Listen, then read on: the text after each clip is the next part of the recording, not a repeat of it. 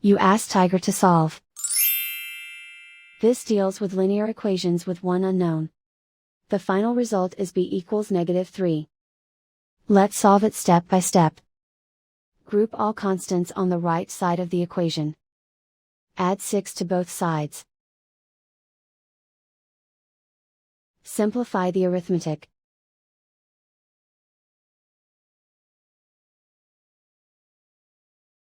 Isolate the b. Divide both sides by 2.